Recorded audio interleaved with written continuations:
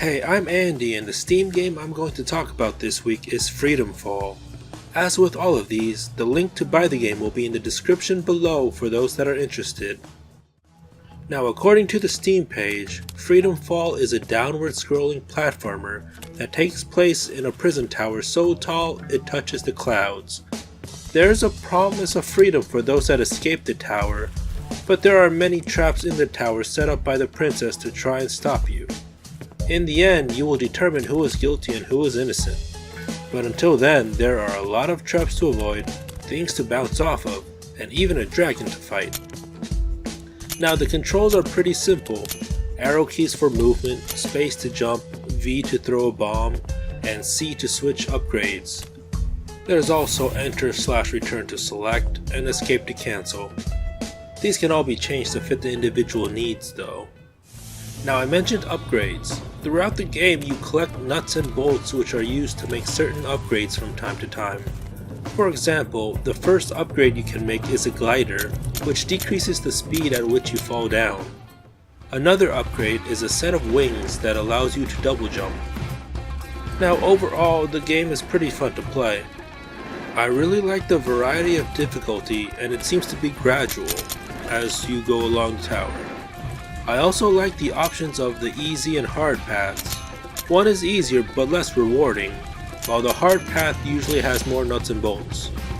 There is also a variety of levels. It's not just one vertical tower going down. I like the art style as well as the storytelling. It tells a story on the walls in the background as you descend, so that you can stop and read the text, or you can just skip it for the speedrunners. I also really like the music. It doesn't get annoying even after the many deaths I have experienced within each area.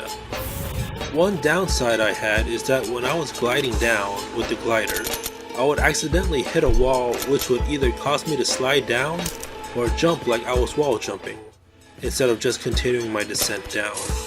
However, I would attribute that to my lack of platforming skills rather than the game itself. Some of the achievements are easy while some can be ridiculously hard. I would not recommend trying to get most of them in one go, since I don't think that's even possible. I could see the Immortal achievement take the longest amount of time, especially for those who are not that great at platformers like me, since the Immortal achievement is to pass the game without dying once.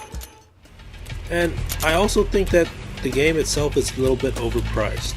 At the time of this review, it is $9.99, and I feel like it should be at least $1 or $2 cheaper, since the game is kind of short, since people have been saying it only takes 1 or 2 hours to complete.